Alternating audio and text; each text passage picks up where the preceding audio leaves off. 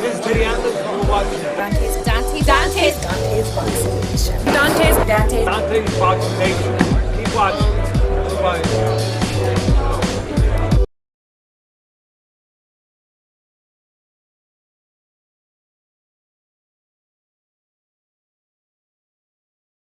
That is the former WBO junior welterweight champion, Chris ALGIERI. So let's go ahead and get started.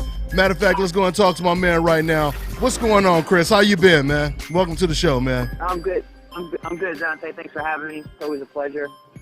Great checking in, man. Absolutely, man. Let's just jump right into it, man. Let's go ahead and jump right into it. Now, Chris, you know, with you being a champion and everything, I know you got a real busy schedule right now. Before I ask, you know, some of your questions, some of my own questions I have for you, tell me what you've been up to lately. I've had some time away from actually fighting in the ring in boxing, but I haven't stayed out of boxing.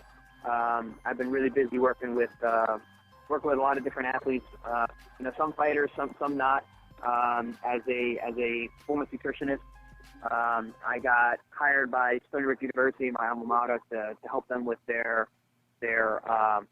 whole performance and academic program. They're stepping up, and they're a Division I school, and they're trying to compete with the best out there, and they know that nutrition is a big part of that. So they brought me on to develop a program, and we've had great success so far.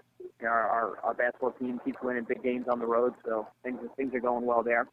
And also I've been working with some fighters, some that I'm sure that we'll be talking about in a few minutes, but that's going well as well. Yeah, don't snag my questions now, Chris. No. Yep.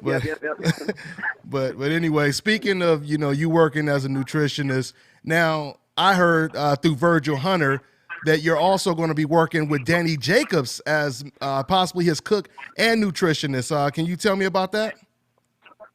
Yeah, so Danny and his team had reached out to myself and to my team, Kevin Rooney, and he had posed the idea. I have worked with athletes and fighters on their training camp nutrition for years. I've kind of kept it under the wraps and just helped certain guys here and there, guys that had special relationships with and whatnot. This was a little bit different. He wants me to actually be on site in his. Yeah, and from there to be with him in camp every day and make sure that he's doing everything that he needs to do to be the best that he possibly can be. I've known Danny for years.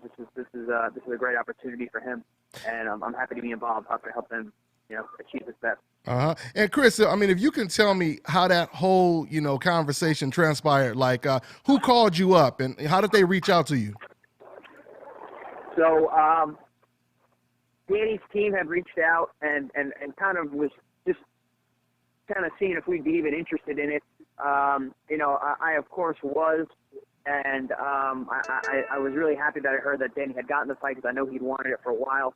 So they reached out and then they had to go back and forth and kind of figure out how things would work logistically, what I brought to the table, what I think I could help with, and we hit it off from there. And I was with Danny yesterday talking about what we're looking at for training camp and what it's going to look like day in and day out, and what he can expect from me and what I expect from him.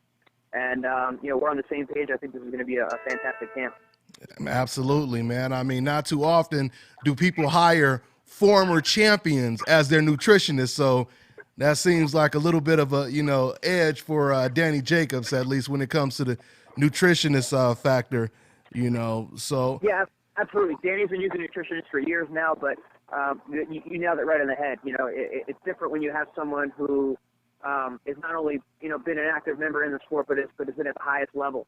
So I think that it's kind of a double-edged approach by his team to bring me on. It's not just about the food, but it's also about the mentality and what it's like to deal with big fights and someone who's been there and gone through it.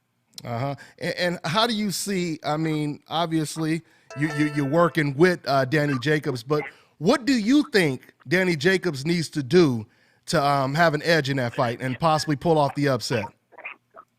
The great thing about this fight, what I really like for Danny's chances in the fight, is that he has the power to get Triple G's respect.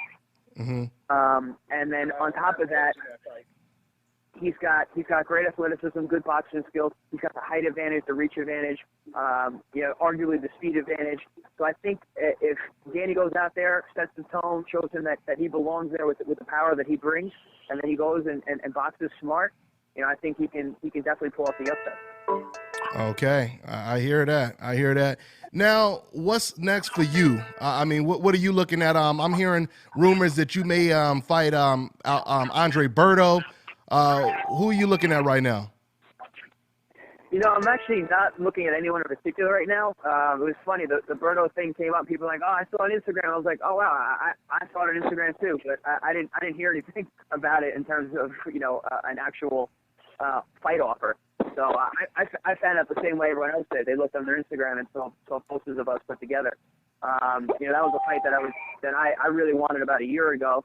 Right now I'm kind of in a transition phase of my career, trying to get some momentum going, because I don't care who you are, momentum is a really important part of this sport. So I just want to get back out there and get busy. I've been out of the ring for a bunch of months now, and I don't like to be stale. This is Bobby, and you're watching Dante's Boxing Nation.